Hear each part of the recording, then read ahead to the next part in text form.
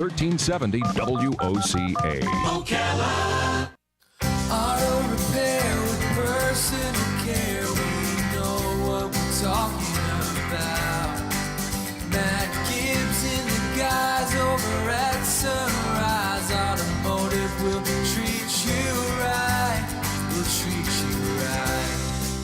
All right, 5 minutes after 10 o'clock. Matt Gibbs is here. This is a good time for you to call if you have a question about your car, if it's making a noise, or maybe you went to a garage and you were told, hey, it's going to cost you $8,000 to fix it, and you're thinking, maybe I should call Matt. Go ahead. The number is 622-9622. Gosh, $8,000. Whew.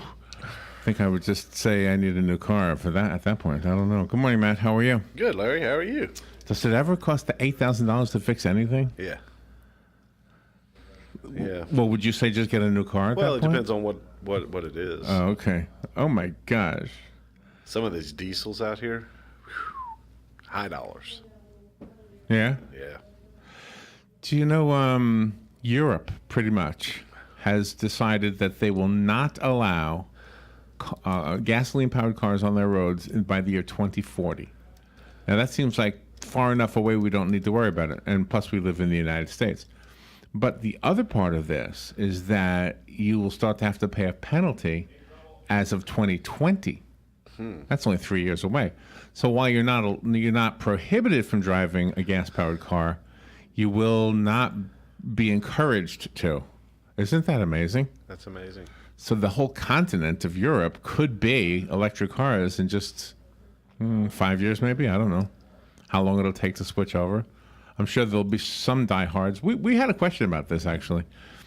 Does a gas-powered engine, for example, in an emergency vehicle, would it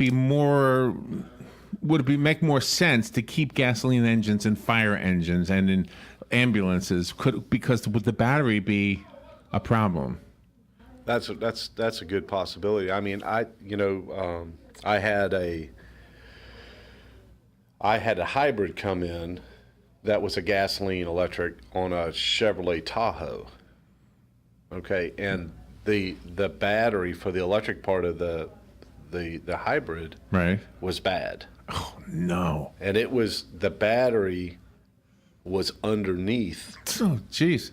The not the front seats, but not the rear seats, but the middle seats, and the battery was the whole.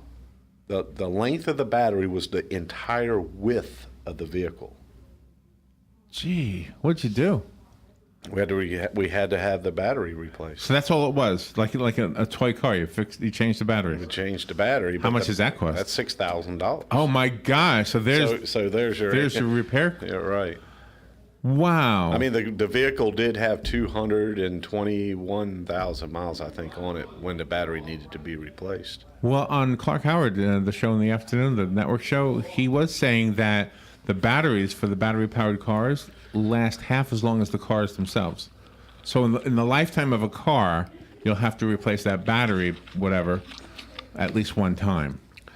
Yeah, and what I see is the person that bought that car originally usually doesn't keep that car by the time that they need to get yeah, because they trade it in and get something else, and that makes sense. Yeah. Because their average ownership of a car could be 2 years or whatever, and every 2 years they're getting a new car. It's the way the whole world is. Exactly. Yeah. So it's the next sucker that gets the car that's got to pay the price.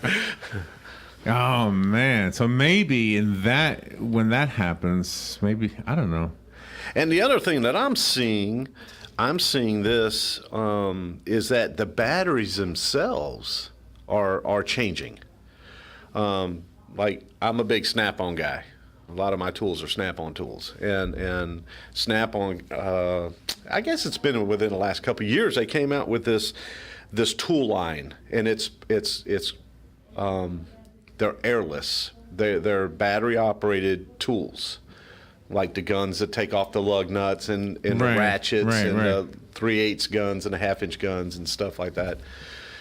And they've had them for years, But to get that 18-volt gun, the gun was humongous. You know what I'm saying? It was so awkward that you really didn't want to use it.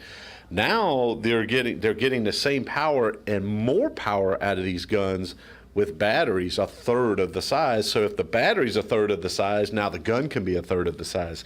So like a lot of times, if I'm doing AC work and let's say we got to pull the dash out of a car to get to the evaporator, instead of lugging air hoses through folks' cars, now we all have got them at our shop. We got these battery operated tools. Wow. So now we don't have to drag air hoses through cars and all that kind of stuff. And I use mine all the time on all kinds of stuff. I wonder how long it's going to be before in your car lot you have a battery car, or a hybrid anyway. Yeah, it's probably not that much longer. No, probably not. You'll probably have one. And you have a phone call. Good morning. Thank you for calling. You're on the air with Matt. Yes, good morning, guys. Good morning, Matt. Good morning. My wife bought a Nissan Rogue in 2012, brand new, and it was on the second battery. And I took it for she took it for an oil change here not too long back, and they told her, but they tested the battery for some reason. They said the battery is only like around 70% efficient or something like that on about not even a 3-year-old battery. So she called Nissan and took it in there, and they prorated it. And for $25, she got a brand new battery. And not only that, they told her that she should have that battery brought back to them about every 2 or 3 years to see how it's doing. And if it shows any deficiency, it would be prorated again, and she probably could get another new battery for around $25. Well, that sounds like a good deal. Yeah, it sure does. The real reason why I called here is that I was showing one of my shock absorber is showing a little bit of fluid. Does that mean that shock is no good anymore, or it's on its way out, or should it be changed? It should be changed. I mean, if you're seeing fluid around it, then it's leaking. So yes, it is leaking. Not a lot of fluid, but just enough that it's noticeable. Yeah, if there's any fluid there, then it's leaking. And and when you replace it, you want to replace, if it's a front one or a rear one, you always want to replace 2. So you don't have to do all 4, but at least do the right and left side of the front or the rear, whatever is leaking. Yeah, is that pretty common for a car with around 50,000 on it? Actually, it's not. We see cars all the time with 100,000 miles on it, still have the original shocks or the original struts, and they're still holding up. But you do see them where they're showing where they're leaking, and when they're leaking, you want to replace it. You want to have the stability that shock gives, and also if you don't, you'll start wearing out tires, and that'll cause tires to prematurely wear and stuff like that. So you definitely want to replace it if it's leaking. Yeah, so what you're saying is now it's the rear shock, even though the other rear one is fine, that should be replaced too, right? Yeah, I would do both of them, both sides. Yeah. Okay, thank you very much. You're welcome. Thank you. Phone lines are open. If you want to call Matt, the number is 622-9622. If you want to just bring your car to Matt, you're going to have to either have it towed or drive it over there. Don't bring it here to the station. His address is 1800 Northwest 10th Street here in Ocala. And if you don't already know, Matt is my mechanic and Robin's mechanic and Joe and Dan's mechanic. And in fact, speaking of Joe, he had a water pump that needed to be replaced not too long ago. He did. Yeah. He had one of the security guards here at the mall came in and said, hey, you got water under your car. Something's leaking. And he brought it over, and it was leaking. Do you know, I was in Walmart, and I was in the auto area, and I heard somebody asking about a battery, so I wanted to ask you. The question was, what does the N mean what's the difference between the N battery and the S battery? And I wasn't sure what the answer was. It was confusing to me when they were explaining it. I don't know. I mean, the N and the S may be a Walmart thing. Oh, okay. It's a company specific. Yeah, there's sizes of batteries that always mean the same thing. Like your car would have a 75 or a 78 series battery. Oh, okay. That is across the board. And you have a phone call. Good morning. You're on the air with Matt. Good morning, Larry and Matt. This is Crazy Frank again. Hey, Frank. Matt. Yes. I've got two vans, a little bit different in years, both 3.3 motors, but one of them on that mileage gauge shows 20 to 26 miles to the gallon. And the other one, the best it does is 13 or 14. What's going on? Mileage gauge ain't no good? Well, are you actually checking the mileage yourself, or are you going upon? No, not myself. That you have to measure gasoline and see how far you can go before you run out.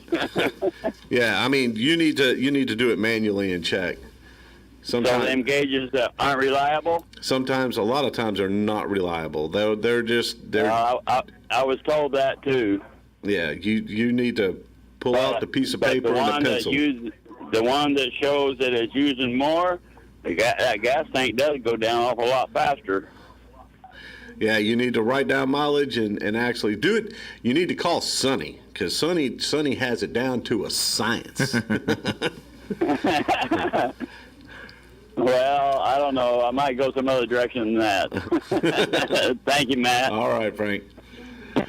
All right, phone lines are open. The number is 622-9622, but we'll take a little break and we'll be right back. If you have a question for Matt, it's a good time to call. You'll be on hold for about 3 minutes, and then we'll be right back. Otherwise, just wait for 3 minutes, and we'll be right back. The weather is brought to you by myfwc.com. Safe boating is no accident. Clouds and some intervals of sunshine on this Tuesday with a couple of showers and thunderstorms in the area. High 87 to 91.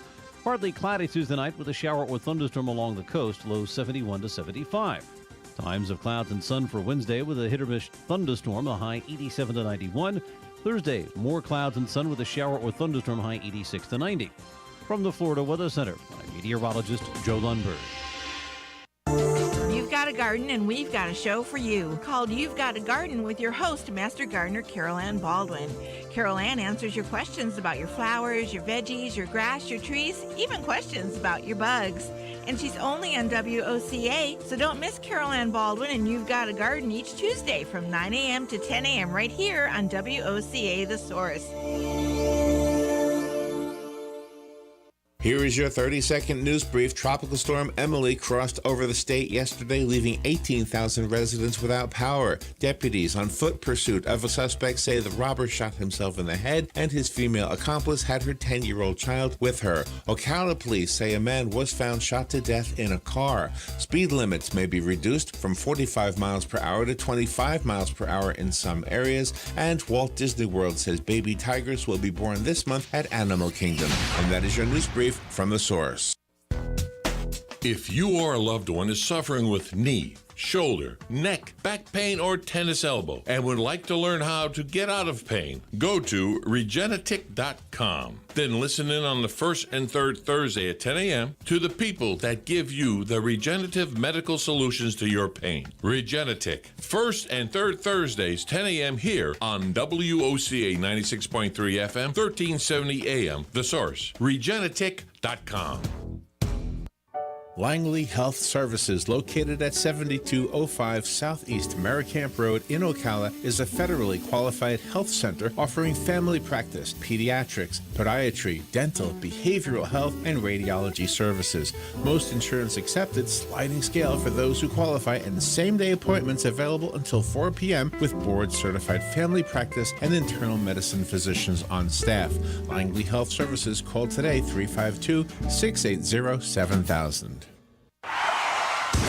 What do I do now? After 911, don't worry, call Fakuri. Fakuri Medical and Chiropractic, treating auto injuries for over 32 years. Same-day appointments, immediate medical attention, all under one roof. Don't worry, call Fakuri.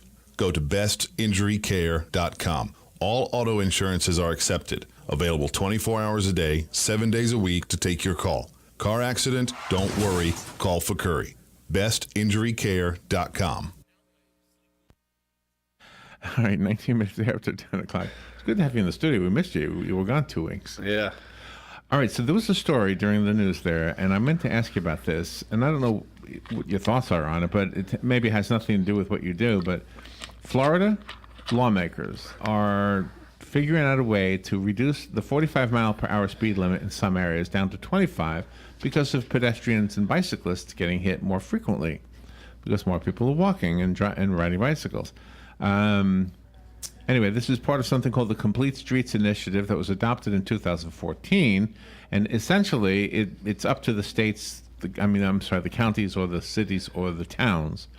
Not sure what the difference is between a city and a town, but anyway, the decision makers in the local areas.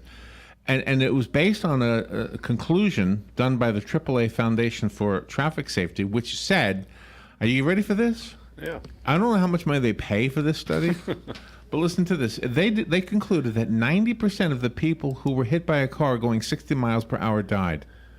Really? Yeah. 50% of those hit at 40 miles per hour died, but only 10% died when they were hit at 25 miles per hour. Isn't that amazing? and a car that was stopped didn't kill anybody. I wonder who the crash dummies were that they had. Yeah, how much money do you pay? All right, you're going to get hit by a car at 60. What the heck? You're going to get hit by a car by 45. And so they figured this out, and now they're saying, you know what? We need to slow down. We would have fewer deaths. Oh, my gosh. All right, we do have another phone call. Good morning. You're on the air with Matt. Hey, good morning, Matt. This is Dennis. Hey, Dennis. Hey, you might want to caution your people that are going to check their gas mileage manually, by filling it up, to make sure that you don't keep trying to put more in it after it clicks off.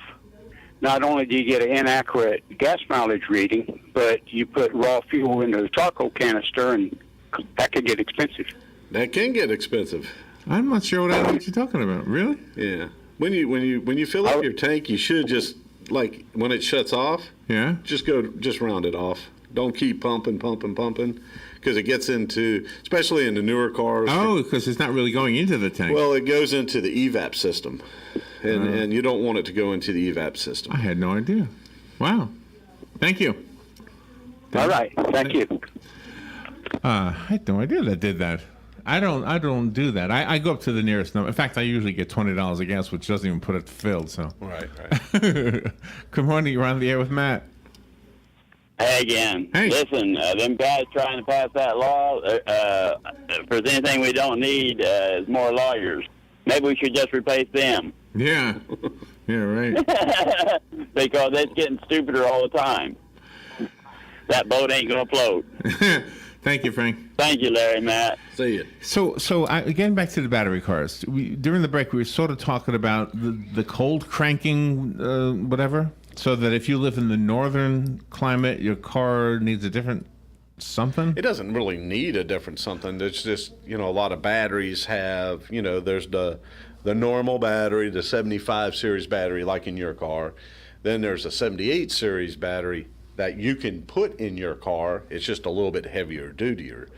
Then there's like an interstate, those that sell interstate or have an interstate battery. There's the green battery and the gray battery. The gray battery is even a little bit more. Really? Yeah. And so does that all apply to the battery car also? No, that has nothing to do with the battery car. Okay. That's just the battery that every car has. That's just your normal battery. Okay, so even a car with like a hybrid, they have a battery to start the gasoline engine, and then they have a battery that operates the battery part of the hybrid. So there's multiple batteries. And then there's multiple batteries within the hybrid battery. What is the mile per gallon for the car you were just talking about, the one that's the hybrid, since it's both? I mean, you can drive a certain distance with, I'm assuming it charges its own battery? Yeah, when the engine's running, this is something, a friend of mine bought a new Toyota 4Runner, I think it was a 4Runner. And every time you stop, if you're driving and you stop at a red light, the engine shuts off. It just shuts off. And then as soon as you get going again, as soon as you push the gas, the motor takes off. I don't know if you ever seen like the gas-powered golf carts. Yes. You know how you're just sitting there and all of a sudden you hit the gas and it takes off, So they've actually have some of this technology in these cars. Here's some of the issues that I have with it as far as a mechanical kind of guy. Okay, these like hybrids.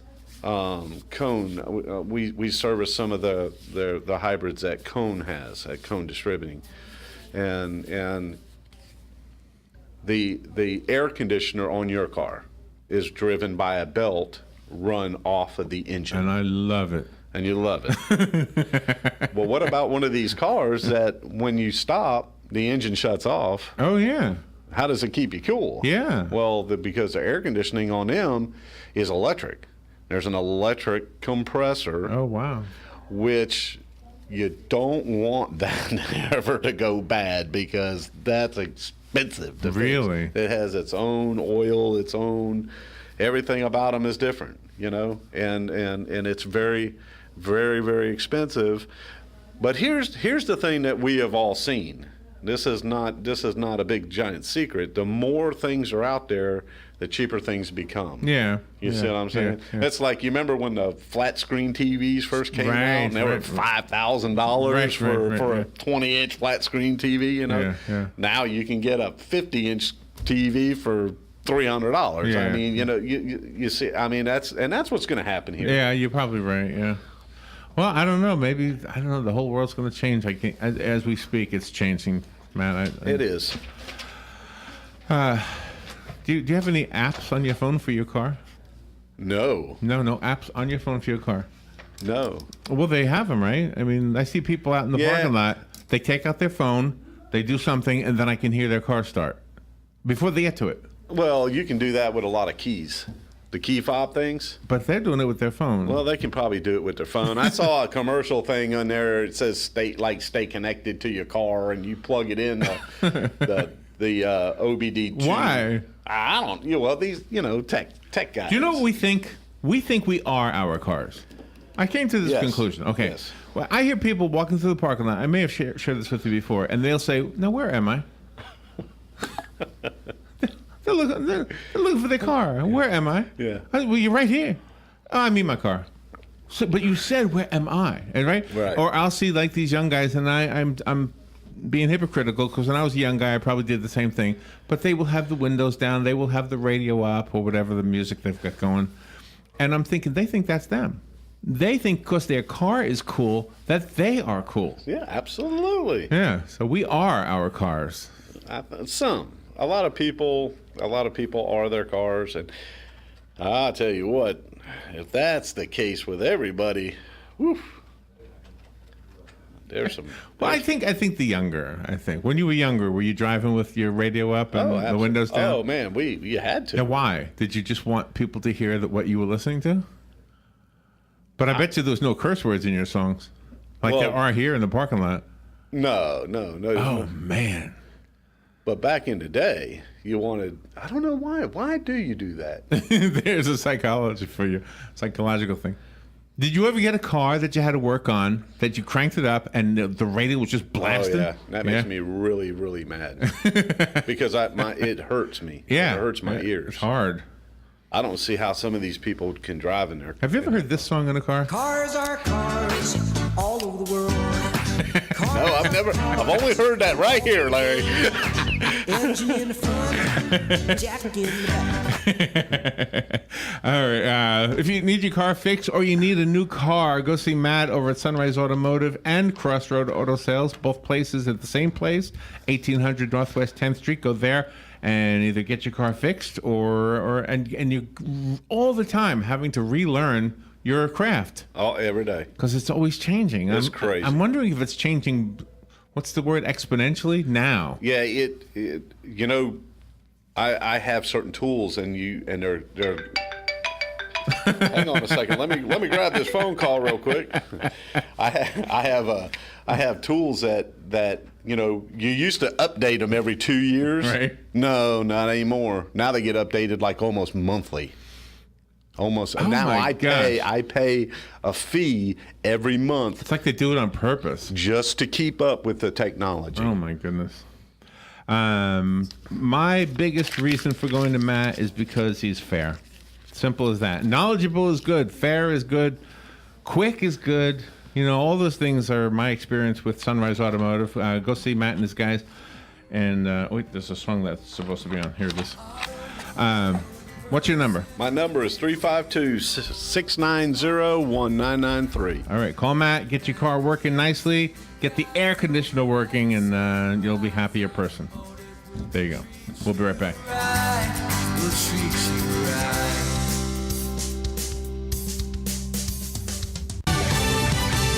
Fox News Radio, I'm Lillian Wu. The president this morning tweeting about the stock market, saying it could hit an all-time high today. Meanwhile, the White House getting used to more high-level changes. General John Kelly, now Chief of Staff, Anthony Scaramucci out as Communications Director. Press Secretary Sarah Huckabee Sanders saying General Kelly has the full authority to operate within the White House, and all staff will report to him. Including Ivanka Trump and Jared Kushner, which really is a change in the chain of command.